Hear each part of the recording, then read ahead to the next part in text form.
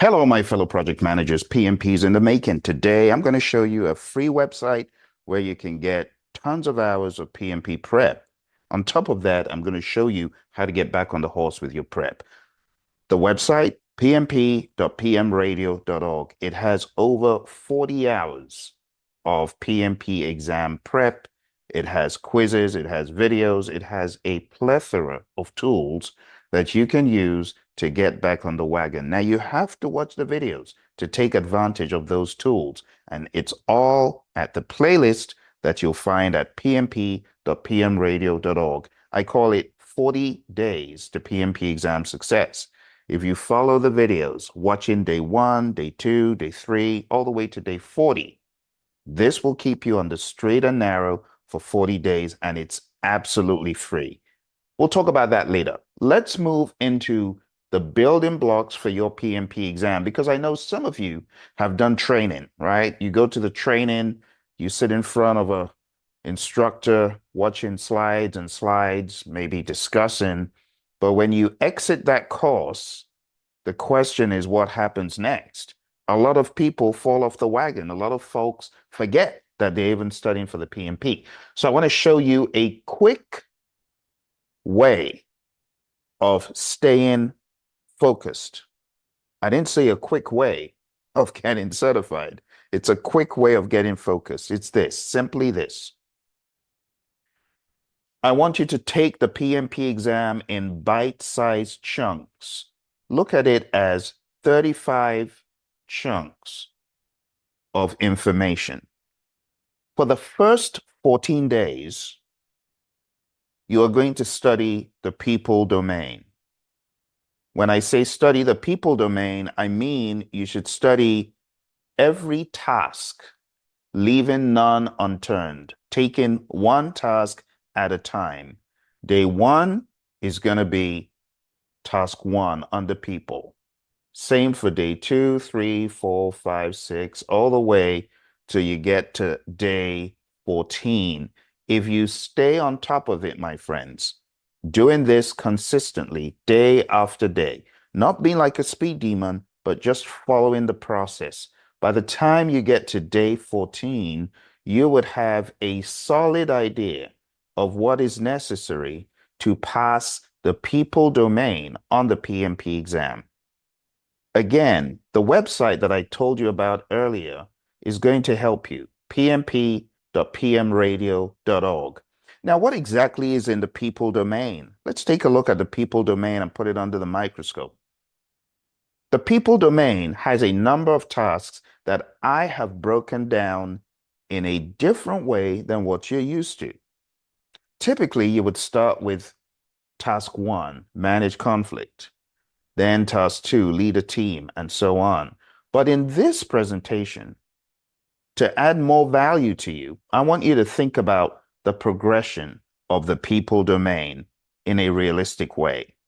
Now, the very first thing that happens in the sequence of things is you build a team. You define the ground rules with the team. You build a team charter. You lead the team as a servant leader, or the team leads itself. Remember, in the world of Agile, it's different from the world of Predictive. So you need to be thinking both Agile and Predictive to give a hybrid blend, because the exam is heavily hybrid. So you need to be as formidable in Agile as you are in Predictive. You also talk about building a shared understanding as you're leading the team, everyone on the same page, understanding the project, understanding the problems, and you want to ensure that people are adequately trained. You want to mentor relevant stakeholders. It just makes sense to do these things, right? But a lot of people don't remember that the project manager in the world of the PMI is not a baby project manager. This is someone who has the ability to apply resources to the project and is responsible for mentoring, coaching, training, inspiring the team. Okay. We talk about empowerment. You need to have power before you empower, right? So task 4 looks at the project manager as someone who should empower the team, give power to others, delegate within their realm of strength. Now we can talk about managing conflict. We also are big on the idea of virtual teams because that's how everyone works these days. Companies worldwide understand the importance of virtual team members. Task 9, collaborate with stakeholders. Remember, the Agile Manifesto values and principles also apply here. Customer collaboration over contract negotiation. So I want you to be hyper aware of Agile, Agile, even in all of these discussions, not just predictive. Task 7 is all about impediments, obstacles, and blockers. We call them problems in the world of predictive. We use the colorful word impediment in the world of Agile, but an impediment could be an obstacle, something that you can go over, a blocker, something that stops you dead in your tracks, or an impediment that actually just slows you down. It's not that you're not moving, you're still moving, but you're slowed down. So I like the classifications that we bring to light in the world of Agile. We don't really use those words in the world of predictive, but on this exam, you got to be able to roll with all the lingo. They'll throw lingo from Agile, lingo from predictive, a goulash. You can have a mix in a question. So you need to be all over this stuff. Support team performance as a project manager, promote team performance through the application of EI, understanding emotional intelligence, what it means, understanding it by going below the surface level. And I would say go to Wikipedia and take a read for the Myers-Briggs personality type-in section there. And lastly, we have negotiation, negotiate project agreements. But you got to remember customer collaboration over contract negotiation. And that pretty much is the people domain. Now, as you study for the exam, like I said, using pmp.pmradio.org as a compass, you'll go through the days. I have a day for every domain. So the people domain, I have day 1 to 14. The process domain is where we move into day 15. The process domain has got 17 tasks. So the process domain starts off on day 15 and all the way to day 32, right? If you follow the videos, you'll get to day 32. And then you would have covered everything in the process domain. So on day 32, I have a recap of the process domain. The process domain is the domain that a lot of people have difficulty with on the PMP exam. The reason is a lot of individuals who study do not go into the 49 processes, traditional project management that's talked about in Process Groups of Practice Guide, also talked about in previous PMBOK guides, the 6th edition. So today, I want to sensitize you and remind you that, again, you got to be thinking agile in the process domain, and you also have got to be thinking predictive as well. You got to be all over the Agile Manifesto, the technical pieces of Agile, such as getting into frameworks, and getting into things such as, Scrum and Kanban and knowing the inner workings of them, why you do what you do within those frameworks. You also need to understand the concept of delivery in Agile, how it's different, right? We deliver in increments in the world of Agile. In predictive, we deliver one time. But the PMI doesn't want you to be a one-trick pony in the world of predictive or just the world of Agile. They are going to combine it into a hybrid goulash on your exam. So you got to be ready to roll either way. Okay. I have broken down this PMP exam content outline in the process domain differently for the sake of this illustration, just to ensure you follow the flow. So what's the first thing you do from a process perspective? It's not to begin executing, right? Because task 1 it draws you into executing with urgency. It says execute projects with the urgency required to deliver business value. And honestly, that's not how it works in the real world. You don't begin executing, you start off determining which methodology, which framework. Is this going to be a completely agile? Is it going to be completely predictive? Or is it going to be a hybrid? So you start off with that idea coming in. You want to understand the methods, the practices based on the project description. Okay. This is even beyond bidding. This is assuming you've won the bid and now you're asking, how do we execute this? Or maybe you're in the organization and a project is put on your desk. You got to understand that this is an agile thing. This is a predictive thing. This is a hybrid thing. Okay. Now, the PMI leans very heavily towards hybrid. And for that question, on task 13, don't be surprised if it combines agile definitions, agile lingo, and predictive lingo. Okay. Task 14 is all about establishing a governance structure. What is governance? The PMI say in the PMBOK 6, governance is a framework within which authority is exercised. So you got to give people a framework. You got to help them understand these are the bounds of your authority. You cannot go outside of this box.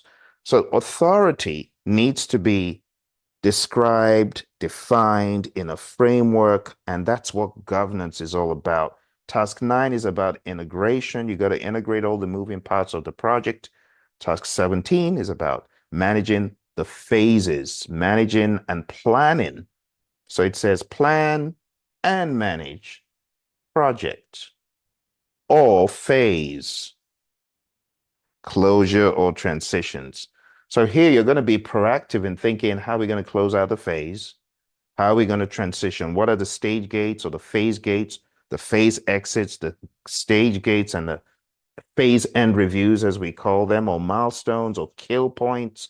All of those are definitions that you should be familiar with because there's a progression moving from one phase to the other. Task 8 is about managing scope, planning and managing scope. So when you think about this, this is very important. I'm going to say this a few times so that you understand what is expected of you. When you approach scope, you got to ask, what are the 1, 2, 3, 4, 5, 6 ways, 6 steps to this task? I want you to drill down and really get into it, lean into it. Do you know the 6 tasks, or I should say the 6 processes for scope?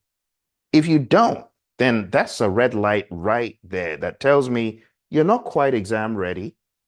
Not everyone who goes into the exam and passes the exam knows every one of the processes, but I want to challenge you to know them. And I want to challenge you to know the why behind them. For example, planning and managing scope. There are 6 things the PMI recommends. Plan scope management, collect requirements, define the scope, create the WBS, validate the scope, and control the scope. And you gotta lean in and know what these mean, know the major outputs you're getting and why. This is gonna help you be bulletproof and not loosey-goosey as you're going in. You gotta be very prescriptive and measured so you can kill this exam. Okay? So when you get to each task, ask the question, which knowledge area does this relate to? What are the processes to do this thing? And in the world of Agile, how do we approach this? Are you following, my friends? Okay? So for task 8, for example, plan and manage scope. You got to take that same model and you got to apply it to the next one. So you're going to ask, how do I do this in the world of Agile? What are the steps to do this discreetly, specifically, intentionally in the world of predictive? Take task 6 again, plan and manage schedule. How do you do this in the world of Agile? Well, think about a framework such as Scrum. It's a time box. So the need for a big old Gantt chart and a long schedule is taken away because we're breaking it down into bite-sized chunks. Now, at the end of the entire episode, you may realize that you did even more scheduling work because you're scheduling in iterations. You're doing sprint planning. You're having a daily scrum. You're moving stuff around within the sprint.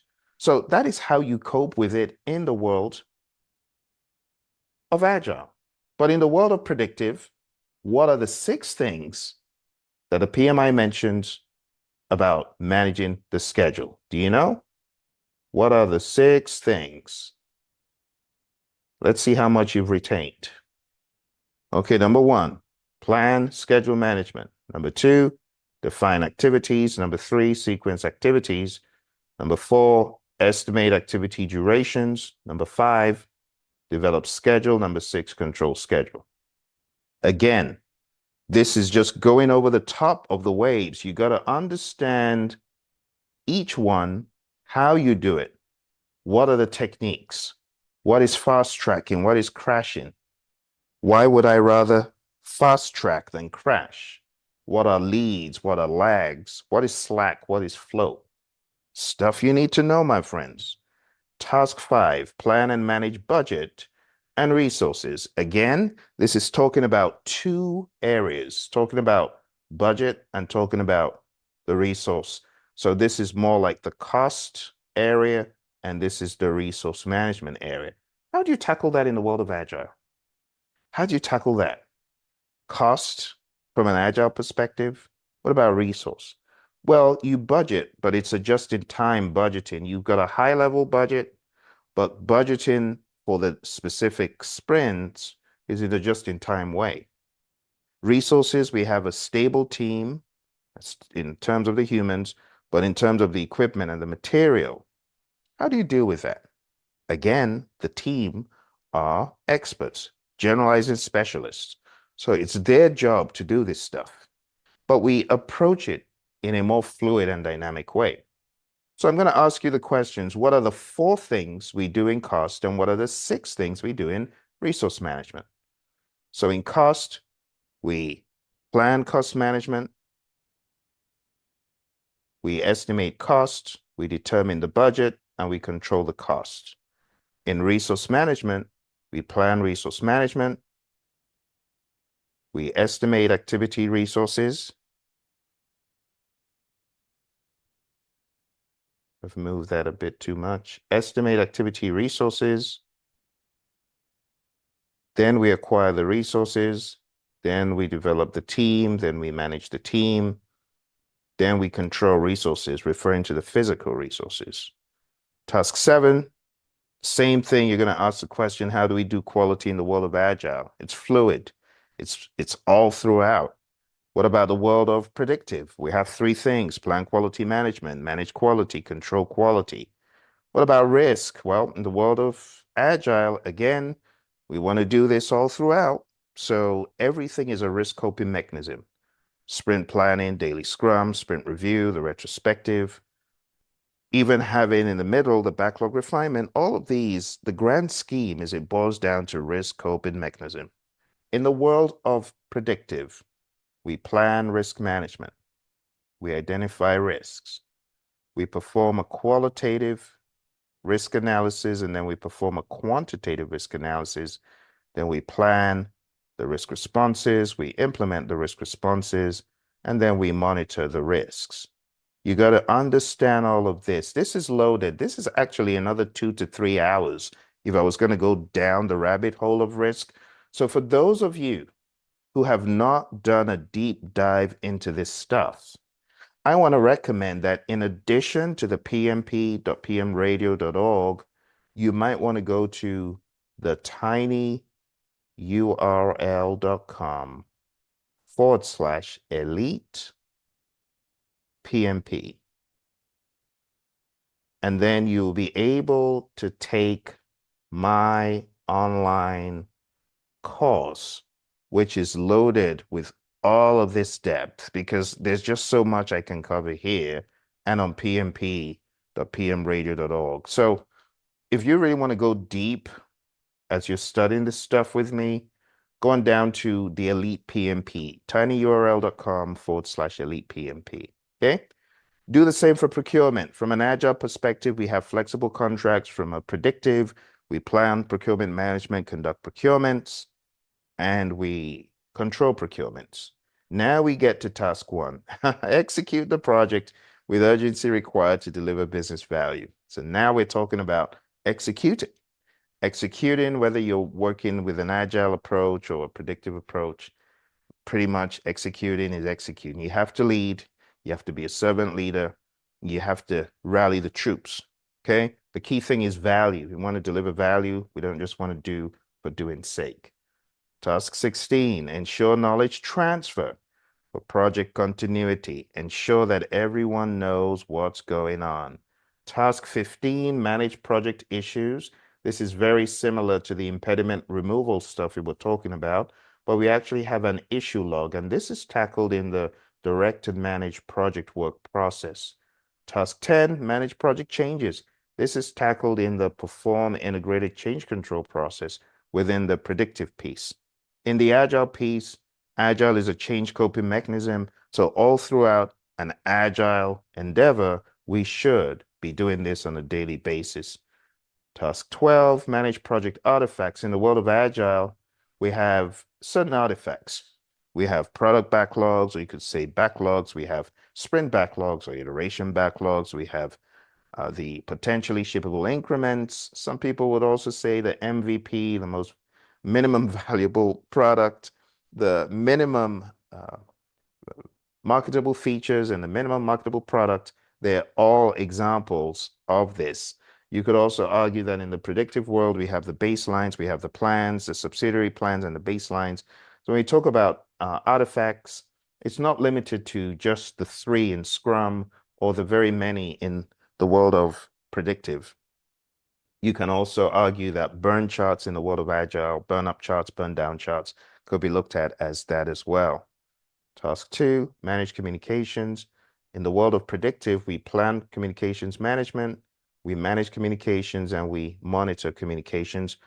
But in the world of Agile, we're not as prescriptive with the communications, but we definitely have a communication engine daily, which is a daily Scrum, and that is for the developers in the world of Scrum. But we can also model that all throughout the other frameworks in Agile, so be aware of that. Task 4, engage stakeholders.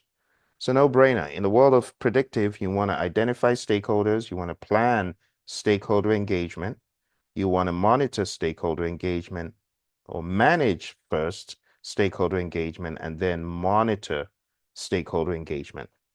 And that's how you're going to approach this from an Agile perspective. You need to be all over it. It says business people and developers should work together daily throughout the project. So you're going to work daily with your stakeholders. So my friends, once you understand the process domain, you are closer to your goal. And the process domain, 32 day 32, that's where you're going to get to. Remember, day 32, or actually day 31. I think I misspoke there because we have 17 things in process. So I beg your pardon, 17 and 14. So this will actually be day 31, come to think of it, not day 32. By day 32, you should be moving into the business domain. So day 32 is the business domain. Yes, business. And the business domain will just be 32, 33, 34, and boom, 35. That makes sense now. Good. So day 32 is when you begin the business domain. And hopefully this is when you are going to also have a recap on what you did in the process domain before moving on. So let's move into the business domain, the final one. So this will be starting on day 32 for you, and this is just 4 tasks. Task 1, plan and manage project compliance. Every good project manager should be thinking compliance. Are there rules, regulations, laws, things that we need to comply with? And we can go pretty deep on this when you go to pmp.pmradio.org or the Elite PMP. Task 2, evaluate and deliver project benefits and value. It just makes sense. Ensure that you're delivering the value and the benefits. Don't just do the project, but ask, did we deliver the value, the expected value? Task 3, evaluate and address the business environment changes for the impact on scope. So you always want to be making sure that you are evaluating and addressing what is happening in the business environment, the geopolitical, the commercial, always looking at the environment and considering the environment as your project proceeds. Last but not least, we have support organizational change. And they should ask the question, how does my project impact the firm? And how does the firm impact my project? You need to look at it with a wide lens. And there you have it, my friends. Those are the 35 tasks. When you study for your exam, what you should do is dive deeper. Just dive deeper into these aspects. Your exam is not going to be anything other than this stuff. So, for those of you who are every week wondering, what am I going to do? How am I going to study? I don't know what the syllabus is. There's too much to study. Look, this is it. And I have made it very, very simple. If you are looking for a text on this, you can just look for the PMP exam immersion book.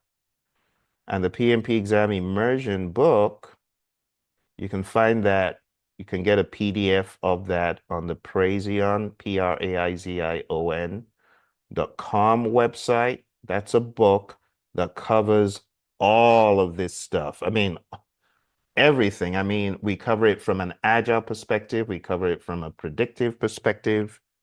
So if you just Google PMP exam immersion, or you go to Amazon and look for it. Amazon is probably a better place to go for it. And we have a couple of editions of this, but you want to look for the one on Amazon if you're into hard copies. If you're into soft copies, go to the Praizion website. This is what the book looks like. Let me share that with you. The book looks like this. And it's called PMP Exam Immersion. And it takes away the need for multiple, like several books. This is everything predictive and agile, going like hyper deep into each of these areas. Okay. So I would recommend that. If you need a PMP study guide that will take you through agile thinking and predictive thinking. Now, just to fine tune your focus one more time, let's look at the PMP exam content outline right here. So you get some further clarity. Okay. So this is the stuff that we just looked at in a different way now, right? So the people domain, these are the 14 tasks: manage conflict, lead a team, all the way down to task 14. The process domain, we have 17, everything from execute project with urgency all the way down to plan and manage project or phase closure. And lastly, the business environment. What I'm telling you, my friends, is daily pick a task. And honestly, you don't have to do these in the order PMI have them. You saw in my review just now, I went through them in logical order of occurrence. You could also do that, but just take one a day, and get down to the bottom of it. Finish it off. Make sure that you are really solid in it. And then move to the next day. Move to the next day. On and on and on like that. If those of you who do not have a system of quizzing yourself and ensuring that you got these exams down pat are interested in a system that can do that, there's another system called pmpdoctor.com, and it has quizzes for each task, task 1, task 2. So that's also another alternative that you may want to add to the mix, pmpdoctor.com. Okay. And that just focuses on mock exams and quizzes. So there are 35 quizzes, one for each day, to make sure you are truly going through the right motions and understanding it. Okay. So I'm hoping that this is giving you some context and ideas to help you ace the exam. Again, for the quizzes and the mocks, you can go to pmpdoctor.com. This has 35 tasks quizzes for all the tasks, like one after the other. And then we have two final 180 question mock exams. Okay. And don't forget all the other links that I shared. You've got the Elite PMP, and then you also have in the very beginning, I shared with you PMP radio. You've also got the pmp.pmradio.org. All right. So I hope this gives you guidance. For those of you who are students, you already have access to a lot of these tools. What you need to do is just study a task a day, a task a day, a task a day. Agile perspective, predictive perspective. And again, the immersion book will help keep you on the straight and narrow, because I do agree there is a lot of content. Yes, there is. But if you're studying intentionally, like hitting one task a day and, reading the book, watching the video, reading the book, following along, taking the quiz at PMP Doctor, just ensure you're killing each task.